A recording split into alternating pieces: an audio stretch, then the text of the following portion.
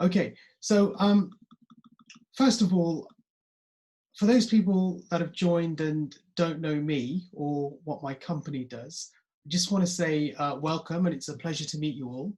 I run a virtual consultancy called Elluminate. It's about 3 years old now, and we really work at the cutting edge of innovation and design for both brands and retailers. And for those brands, we primarily work on go-to-market and creative strategies, both online and in the real world. In addition to that, some of you are already aware as your subscribers, I publish a digital magazine where we share our research and thoughts on what's happening across consumer culture. We have about 300 subscribers made up of some of the world's biggest brands. They include companies such as LVMH, Ray-Ban, Oakley, Fitbit, Starbucks, Adidas, HP. There are so many of them. So if you're not already a subscriber, please do subscribe to it. The website is illuminateme.com/magazine. I will send everybody a link to some of the things that we're discussing today. So if you don't catch that or any of the other links that we talk about, don't worry, I will follow up with an email afterwards. So today, I'm delighted to have Husefa Merchant, who is the founder and CEO of Insync, with us. Insync is a retail solutions company based in Mumbai, and what they're really focusing on is building the smart store. I want to start off with a quote, something which is quite poignant, and that is, this is from Husefa himself: "It takes vision to run a business, not eyesight." For those of you that know Husefa, you'll know that he is registered 95% blind, yet he still manages to run a design-centric business. How does he do that? I'm going to talk a bit more about that shortly. Husefa has many awards to his name and is a regular motivational speaker for many organizations. In addition, he guides young retail minds at the prestigious National Institute of Design in Bangalore and the Raffles Design School. Currently, he's working to help lead the digital transformation of retail in India and has access to some of the brightest minds in this space. And that's really thanks to some of the incredible institutions India has, educational institutions. And of course, we know technology is at the heart of this. In this conversation, we're going to be discussing smart shopping and smart shopping experiences, a topic that Husefa knows a lot about, as they've been working to implement this across the globe. So Husefa, welcome. The first thing I really want to talk about is your eyesight. So look, you're 95% registered blind. How do you run a business that is so heavily reliant on the visual characteristics of an experience? Well, Steve, thank you so much for that illuminated introduction to me, and welcome to everyone who's registered and has come here to listen to us. So I think, like you said, my key is that I believe that it takes vision to run a business and not eyesight. And I see the role of any leader to basically be able to see something and believe in something with conviction, and then be able to transmit that to the team and then the customers. And fortunately, I've been able to do that pretty well. And that's been key for me, growing from where I was to where I am today. But also, I think, one of the most important things before I get into how I do it is a few building blocks that got this going. So when I was in college, and I'm a student of literature, and one of our literature's teachers, aristocratic air of superiority and everything. And I was this kind of kid with long hair, bulging muscles from a cut sleeve t-shirt, and I'd walk into class that way. And she'd always say, "It always looks like you arrived." But whenever we used to have this discussion, one of the discussions which was a kairos moment for me, was when we were discussing the Last Judgment, the painting, the Last Judgment by Michelangelo at the Sistine Chapel. Yeah. And I made some comment about that, and she stood up and she made a comment saying that, Joseph, I cannot see what you can see. So he sees what you can't. And I think that sort of became the way of life for me from that day. It's etched into my memory, into my being, to everything I do. So I realized that I don't have to see what everyone else does. I just have to see what everyone else can't. And today I have more than 200 eyes seeing for me. And the beautiful part of this, Steve, is that the people that I work with, the proximity that I have, my own team, my extended team, my partners, our franchise owners, as well as some of the customers, they all have understood how to work with me. And that is that, one, my mind has been trained to do a 3D rendering of anything that I'm thinking of. And I've trained myself to be able to put that into words. My team has learned and trained themselves to take that input and make designs out of it. And don't get me wrong, we make designs where our tolerances are 0.2 millimeters of tolerance between three components. Any engineer will know what that means. Yeah. That is minute. And we're able to design that simply by me putting things into words and them understanding it, and them putting their designs into words and me making a mental picture of it. And obviously technology like 3D printing and everything helps.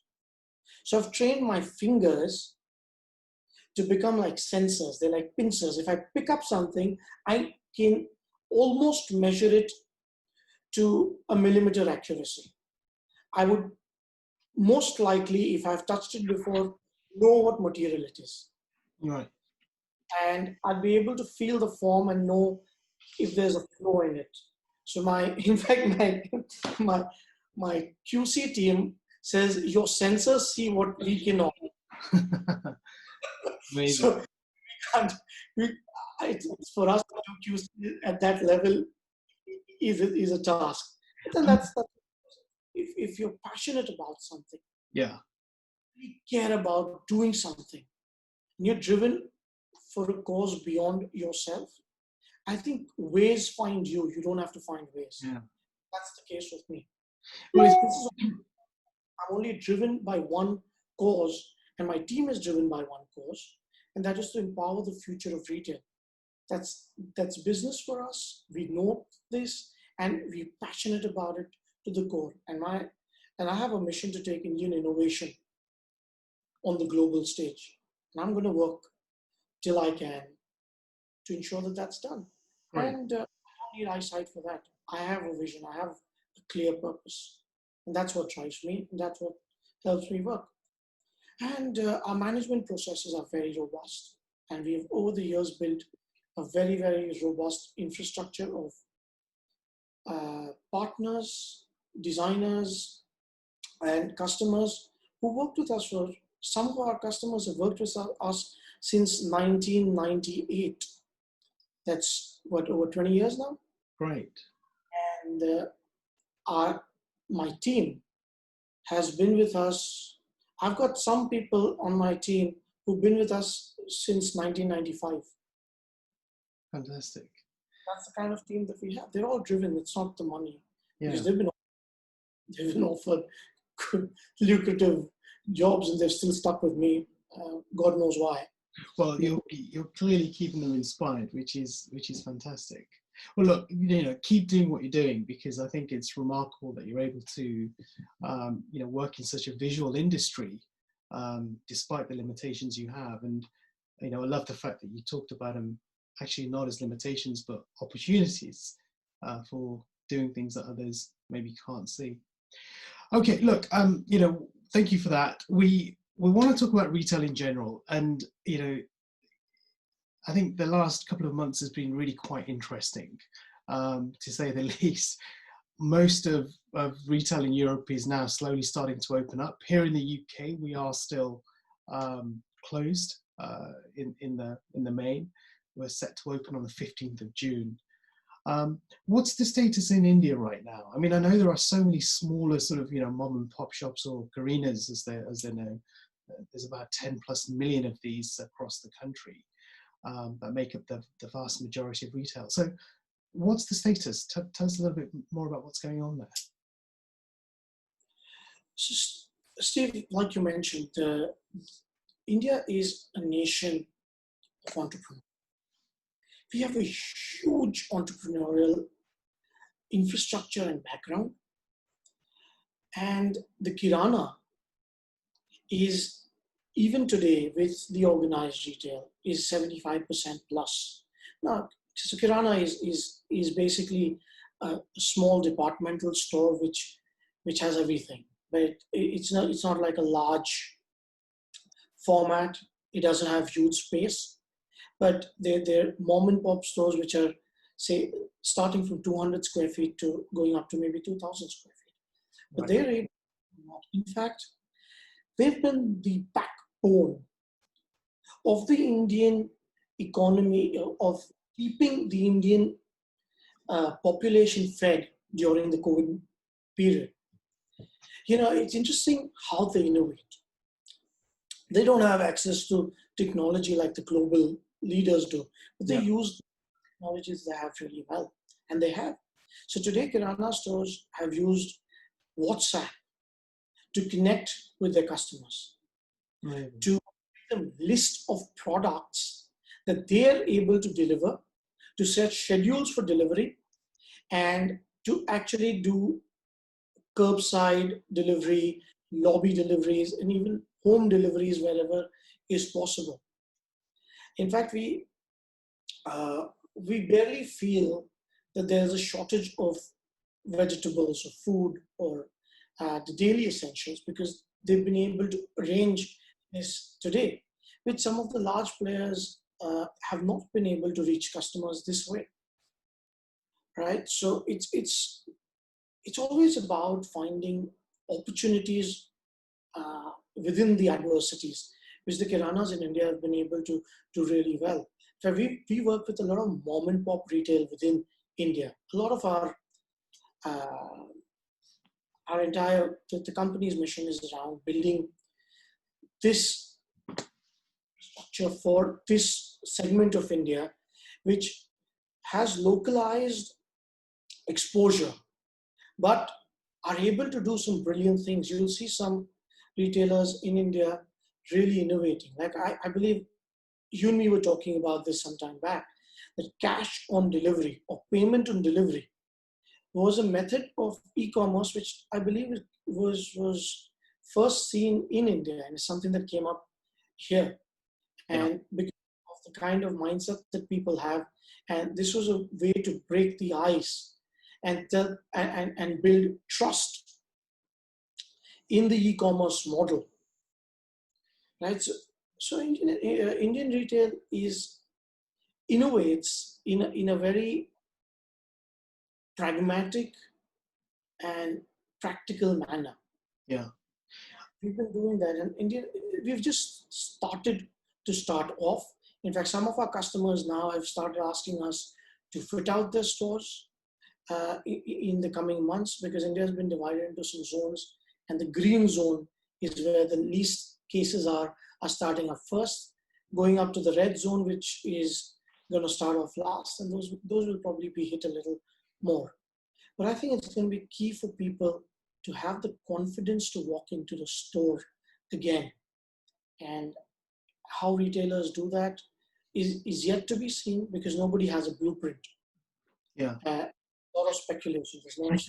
What I find really interesting about what you've just said there is just, the way people have taken what they have at their disposal and converted that into an opportunity. I mean, who would have thought there was a way of using WhatsApp as an e-com platform and if you think about the way that's used with local communities and communication as a whole, it really is quite innovative. And this really sort of brings me on to the next point, and that is, India, as we've just discussed, is a huge country. There's 1.3 billion people there, including 600 million people that are under the age of 25. In fact, those people make up 1/5 of the world's youth, which is just remarkable in itself. And it's no surprise that we're seeing people like Amazon and Facebook making major investments in India. I think Jeff Bezos even actually said this century is India's century, where he sees a lot of developments taking place in the country. So, I'm really excited to see what does come out of the country over the next few years. Talk to us about the differences. I mean, you travel all over the world. What differences do you see with consumers in, say, the US or Europe versus India? Very interesting question, Steve. But tell me something. We've always focused on the differences between all the cultures. My focus has generally been trying to figure out, so my lens has been a little different. I've always been trying to figure out what's similar about how they buy. There's obviously a difference in mindset. There's a difference in disposable income. There is a difference even in the way that they shop in certain, or what they shop for and what is priority. But yet there are so many things which are similar, like the human mechanics. Yeah. Right? Everyone walks the same way. Our body is built to look at things in the same way. If you read something that Fitch had once written, one of the white papers on the Fitch website, talks about how consumers today, or how shoppers today, especially Gen Z, the kind of color contrasts that they would prefer looking at. Yeah. What level do they really look at signages? Where is their attention when they're in a store? All of this fairly remains common across the world. Everyone wants to be wooed. Everyone likes to know what they're buying today. Knowledge is king. In fact, there's a PricewaterhouseCoopers research which talks about product knowledge being the most important element of retail experience. In fact, 37% of people said that is the most important element, followed by self-checkouts and being able to see an extended range of products. And the interesting part of this is, again, I'm coming back to my lens. This was research which was conducted for India. Also, there was a global statistic with it. And when you look at the statistics, the percentage differences within the Indian context and the global context would be a difference of 1 or 2%. So if 37% Indians said that they want to be, they would like product information, it was 38% globally. Right. So yeah, I mean, there is a lot of commonality. And I think the only thing is that India and places which are dominated by Indian influence, like the Middle East as well, become a fairly price sensitive or price conscious market, simply because the disposable income is quite different from what it is in Europe or US. Also, India is younger, and hence there's a different type of product which would sell here, different type of marketing campaigns which would work here as compared to maybe Europe and USA, where the percentage of youth is far lower. Yeah, and I think it's no surprise that platforms such as TikTok are exploding in India just because of the nature of the audience they have there. One of the features we're writing about in our next issue, which is business models that every CEO needs to know about is a piece on TikTok and their AR lens feature that they're just about to roll out, which is going to be really quite interesting because it gives consumers a completely different way of communicating with this audience and buying from them. I mean, you know, just thinking about retail in general, as we know, we're going through this period of uncertainty and huge change at the moment. And in many ways, the coronavirus really has just accelerated the change that probably needs to happen. So some of those retailers that are struggling and are filing for bankruptcy, you know, they haven't embraced change, they haven't innovated. And you know, it's no surprise that they're being hit hard right now. I mean, certainly in Europe right now, it very much is about firefighting versus innovation. But you know, when I observe and look at what's going on right now, I don't think we're necessarily going through a digital transformation. I think it's more of a digital enablement. And what I mean by that is, you know, it's about putting those real basic steps in place in order for people to actually carry out a shopping experience. It's far from what really does need to happen, much more long term. So look, you know, other than the obvious health and safety and hygiene measures that, you know, retailers need to focus on, what do you think retailers need to do in order to improve the retail experience right now? Well, I think confidence is going to be key to get people into the stores. Yeah. I genuinely believe, both myself and out of a lot of conversation with a lot of people across different parts of the globe, that people are not going to stop going into stores. I agree. Yeah. Shopping is way beyond you know, accumulating what you want, because you could live with 4 shirts or 6 shirts, you know, one for a week. You don't need more than that. You buy because you want to, because there's a sense of achievement, a sense of celebration. There's a number of things. So there are a lot of human elements that go into shopping therapy, so on and so forth.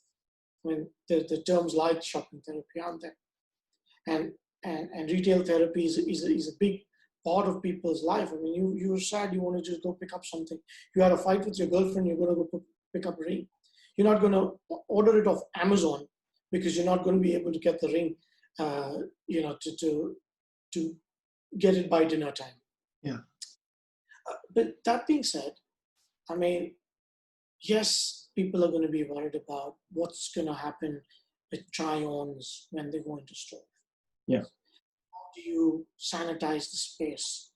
I've heard things like UVC light to be used for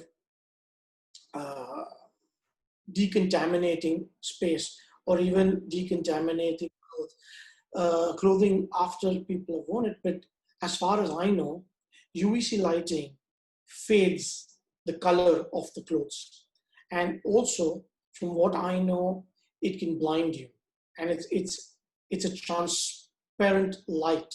It's not seen. It's invisible. Yeah. So that's. I don't know what people are doing around it, but a couple of lighting experts that I spoke to are not very people who have repute, and people who would not want to put their brand on stake, do not put their money on that. But there are solutions of using steam, of using ozone. I think there's a company in the US which is using ozone to decontaminate, and they're being tested by some of the universities there. So I'm thinking that's probably going to be something. 3M has got some solutions of the same ilk.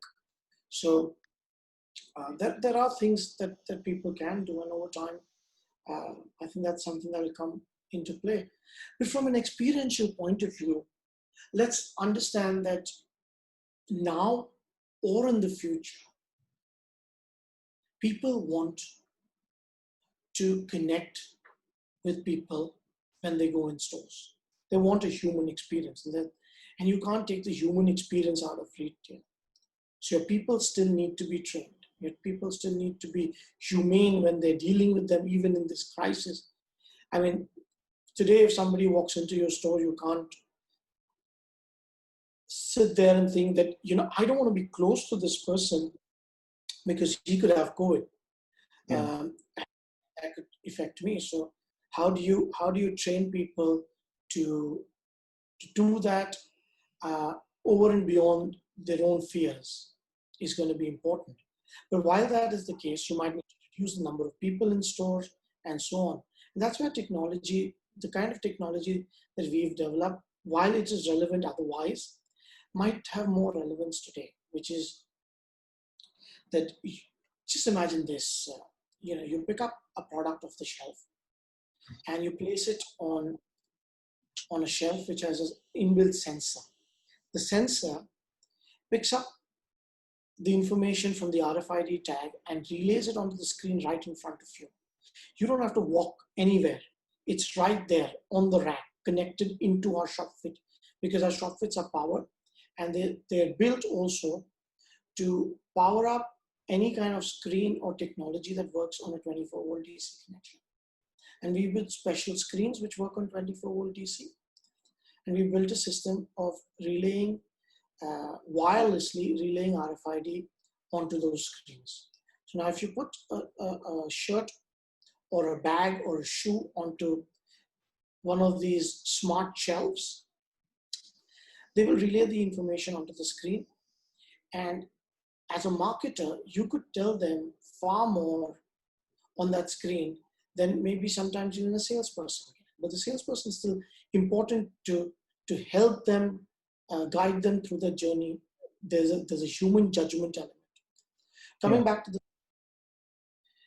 now, if the photograph or the whatever is playing on the screen has a QR code which you can scan, and that leads you to a shopping page from which on your own phone, which is your trusted device, you can shop for that product that you put there, and you do not have to deal with anybody, touch anybody, or let anybody touch you.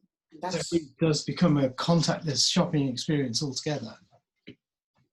And we're also working on voice modulated systems where you can actually talk to the rack, and the rack can give you advice like a virtual assistant.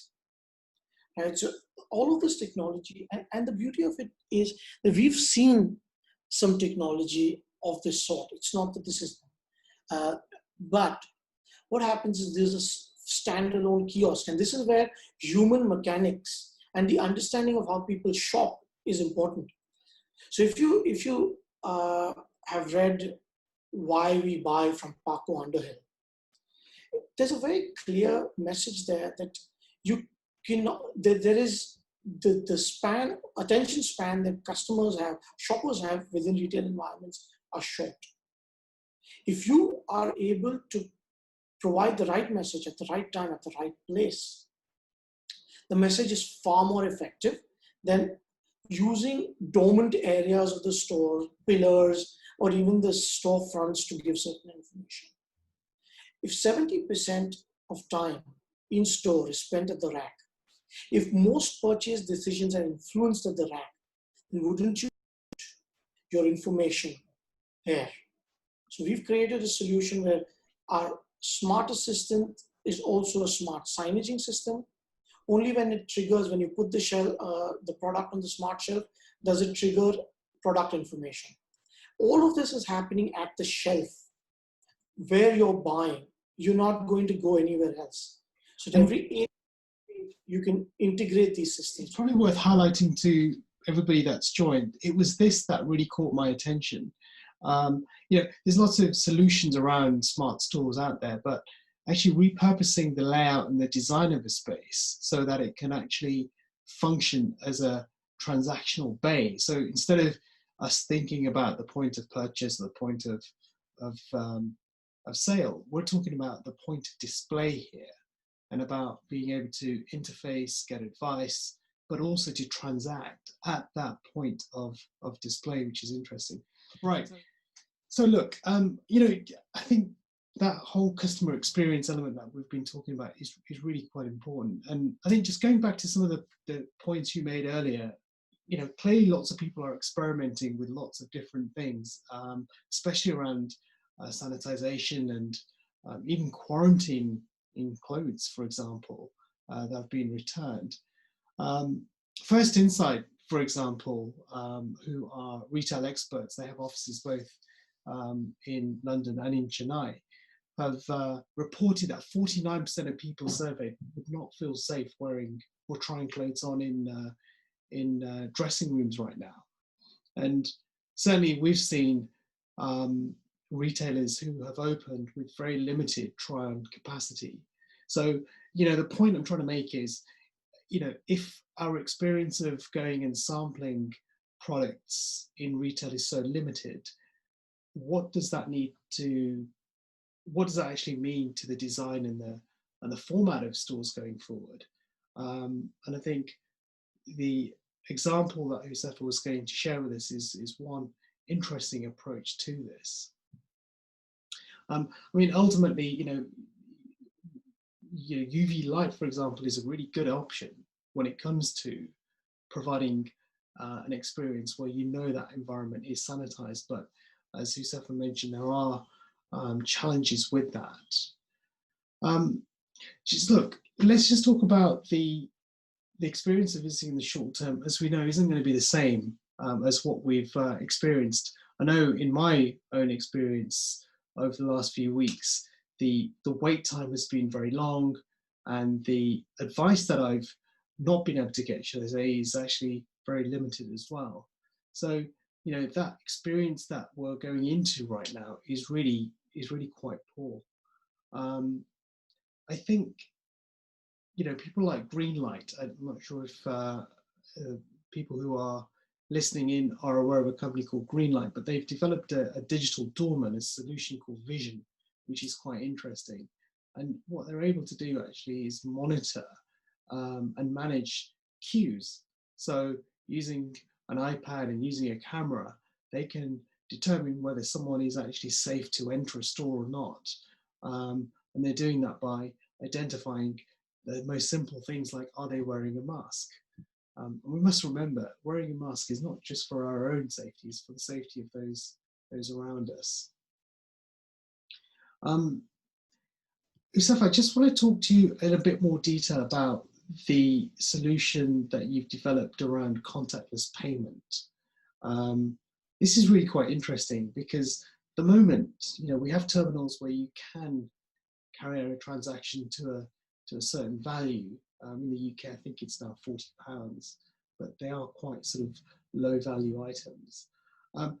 Talk to us about your QR solution that you're developing. So from a perspective, see, the way we, I'll take this in 3 parts, right? When we're talking about retail, there are 3 things that we find are key even today and will remain even post-pandemic. So when people come into the store, right, there's the excitement element. The retail environment is an exciting thing. And retail design's always been talking about or centered around the 5 senses. Yeah. How do you, and we've integrated lights into our shelves, which give 3 times the illumination of regular shelves. Now, when you have lighting in a store today, right, the lighting comes from behind the shopper. So when the shopper is actually really looking at the product, the in-store lighting becomes almost redundant. It becomes useless because you have less than 300 lumens on the product when the shopper is in front of it, when he's really taking a decision. So we integrated lighting. Now, why am I coming to the QR? I'm coming to the QR solution through this element to explain how we're thinking and how people can build more confidence in their stores today to get people in. A store where you can see your product more clearly certainly would build more confidence, wouldn't it? Yeah. Second part of it is the RPA group and Kate Nightingale in 2016 was at the Retail Design Expo was talking about the power of scent marketing. They used scent marketing to increase the sales by 40% by putting Rose Maruk as a fragrance in the men's department and vanilla for the women's department.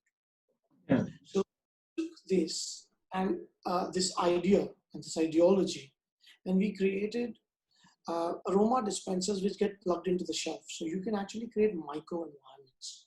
So if you have summer collection or summer dressing, you can have a floral summery fragrance, and you can have a digital screen which shows a model or your brand ambassador in the same clothes that are on the rack in a setting which gives you, creates the desire of vacationing or being in that summer dress in that sort of a location. So it's a micro environment. You're working with people's mind subconsciously. You're working with scent marketing to evoke those feelings. And as scent marketing is the best way of anchoring a certain thought in people's minds. So retail psychology needs to use this even more effectively. And by integrating it to the rack, localizing it, we're able to create focal points which can focus on things like this. So today's environment, how that's relevant is you can have stores which smell really good. When you're closer to the racks, they smell good. A well-lit store, or rather well-lit racks, well-lit products with aromas coming out of the space where the products are kept. All of this would add to the confidence of the shopper, because if some place smells nice, you feel nice about that space. And then you give them product information and you assist them in their buying decisions without human beings interacting at close quarters, by simply being able to place products or even do lift and learn. And then that through a QR code connects to a website, your website, or your own e-commerce website, from which they can add that to cart and make a payment. This is one option. We also have touch screens, which you can integrate, again, your in-store POS, your website, and you can drive e-commerce driven sales within your stores. Also, the beauty of this is, Stephen, this century is going to be about data, right? About knowing your customer, knowing what they want, what did they see. If you see Amazon can tell through its breadcrumbs, can have complete information of what a person's seen, what a person's seen after that, what are the combinations that they've seen, and then give them personalized offers. AI can do that. Yeah. Why can't we do this in physical stores? So if the racks are enabled with technology like this, especially scan and go technologies that we have, which can be plugged in, where you can use a scanner and or this place pad that we talk about that can act like a scanner, right? And people can put product there onto the place pad, and every time it triggers some information, you're collecting it. So if I've seen a white shirt with blue trousers, the next time I'm in your store and I look at a shirt, you can rest assured that there is, I would probably want to see a trouser with it, and you can show me something like that. So there's AI built into this, and we're building AI into this as well. Yeah, and I think, it's quite interesting. Is what you're talking about, in effect, is a fully transactional bay, if you like, in store. I mean, we have shopping shops already, in department stores or other retailers that are curating these spaces, but it's almost like we need to go one step beyond that. It's a complete sensory experience within that particular area. But it's not just about experiencing the product, it's actually about transacting at that point of display as well. Okay, look, I think we've got about 10 or 12 minutes left before we finish. I just want to quickly prompt those people that are listening in. If you've got any questions, please tap those into the chat function. Whilst you guys think about any questions you'd like to ask either myself or whoever in that, just want to quickly touch upon, this idea that we're now living in a global community. We don't just transact locally anymore. I think social media has really changed the dynamics in the way we think and the way we consume messages from right across the world. I mean, when it comes to an experience from a single brand, how important do you think it is about thinking about context and about the importance of the message in a very local way? Tell us about that and the permutations the complexity that introduces. Steve, can you imagine if you had your Instagram feed in products which you're displaying in your store, and people could actually go and see what other people have spoken about it? Today, marketing has changed so much. Marketers, huge ads, great celebrities have lost their enamel as compared to people who are your own peers. Micro-influencers on Instagram have far more reach into consumer mindset than what Nike could do with Michael Jordan at one point. Today, even when you look at ads from giants like Nikes and Apples, they've become humane, right? They're not focusing on the celebrity, but you as the celebrity, on bringing out people. Celebrities, in fact, today are bringing their humane side out. They're bringing the raw side out because it's become a social world. If we were talking about being well-traveled, even for shoppers who are not well-traveled can sort of get a feel of global fashion trends just by opening their TikTok, Instagram, Facebook, and so on. Today, look at us. I think we connected over 3 continents through the scope, if not just 3 or 4 countries. Yeah. So I think it's become a global world. So what if brands could leverage that into the stores, their global position, what people are saying in UK, what people are saying in the US, what people are saying in Bahrain or in India or Dubai or in Copenhagen. And if that can be streamed in all your stores, across the product line, where or near in line with the product line, where you don't have to take any effort to go look at it. I think it's powerful. Yeah, no, you're right. So Kevin has sent a question in around the idea of the bay. So Kevin's asking, are we saying that the consumer can transact and then wait for a delivery, or are you able to transact and walk out with the product that you want to purchase without any human interaction? Thank you, Kevin. So Kevin, the idea for us is to be able to create an interaction which is seamless, right? The idea for the retailer is got to figure out, because we can custom build this to the spec of the retailer and the business model. Currently, the way we're looking at it is you transact, you take your product, you get the security tags out at the cash desk and leave. But that being said, if we want to make it a complete checkout experience, we might need to redesign the way the security tag relates to the software. I'm not saying that's not possible, I'm saying that a lot of people in India were skeptical about the whole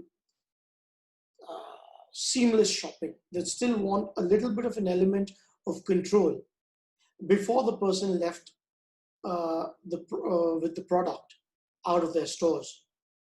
So that's what we built this around today. But it's a customizable platform. Everything can. I think for me, what's really interesting is just, I touched upon it in the introduction, and that is the talent and the expertise you guys have in India to enable some of these solutions that we're talking about. Because especially when we're thinking about AI and the integration of AI, it's not something that you can just, call your local vendor and say, right, I've seen this, can you help me with it? You really need specialist help and talent to be able to implement things like that. And I think certainly with what I've seen you guys working on, it's really quite interesting to see how you could bring that to life. We have another question here, and Mr. Kayathi, and he's asking what the business outlook looks like for you, Josefa, in the next financial year. Looking at your organization and industry in the wake of the current COVID situation. So I think this is a question on many people's minds, and certainly, no matter where you are, whether you're in Europe or in India, what's your outlook? Where's your focus, and what do you think you'll be doing? Thanks, Kathy, for your question. And Steve, guys, I wish I had the crystal ball. Unfortunately, everything's speculation at this point because there's no template. There is no precedence for a situation like today. I can talk about my outlook more than I can talk about the business outlook, but the conversations that I've had with operations managers in Dubai and project managers in India and some experts in the US, and even with somebody as enlightened as Steve, I think we have no choice but to be optimistic. And we have no choice but to transmit optimism and create a positive environment for people to grow out of this situation. The only way to go through this problem is grow through this problem. We will have to take tough decisions. Things will change, and people who are not ready to change might not even make it through. Yeah. But when the going gets tough, the tough get going, don't they? So I think we need to relook at our businesses. We need our teams to come together and innovate ways of keeping our businesses afloat, come up with new ideas, be open to invest into new technologies to survive. People, sort of think of, oh, you know what, how do I make a capital expense at this time? Yeah. My friend, you might need to make that capital expense or you won't have an opportunity to use that money for operation expenses. Yeah, People are not confident to come into your store, and they don't feel that your store, if they see a store which is very old, you think you want to step into a store which looks old today? I'm not sure I want to. No, you're absolutely right. This is the time to really think. I think there are short-term challenges that many businesses have, but they must keep their eye and focus on the mid to long term as well.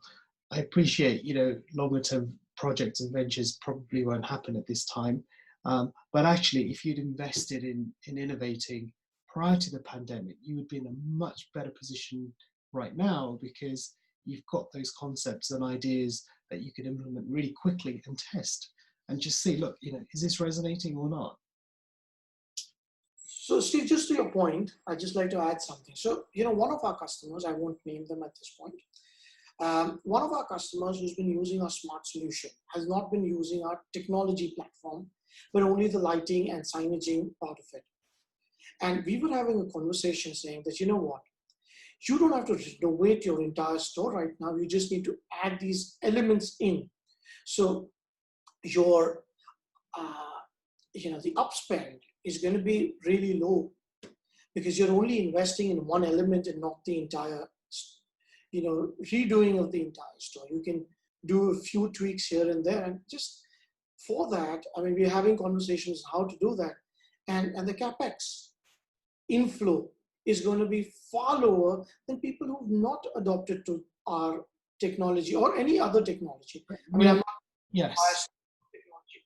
If you've got an e-commerce or an integrated store, today you could use Bopis and things like that much, much easier. You could buy in store and send it home like I think Kevin had just asked about. Very much possible. Yeah. I think as I've experienced, certainly with most of my clients, from a marketing perspective, their budgets have been slashed 70 or 80%, and procurement obviously are being challenged with trying to get the best deal on every single element in order to save cash in the short term. And whilst I appreciate that's important, you do need an eye on thinking about the future in order to survive for the long term. Yeah. Thank you so much for having me here, Steve. It's been a pleasure connecting with you, and it's been a pleasure being part of this campaign that you've started to empower the future of retail. And anything that I can do to help would be an absolute pleasure and my privilege. Thank you so much. You're welcome. Thank you very much. And thank you to everybody that joined the call. I appreciate your time. Before we leave, I'm typing in my email address here. Sorry.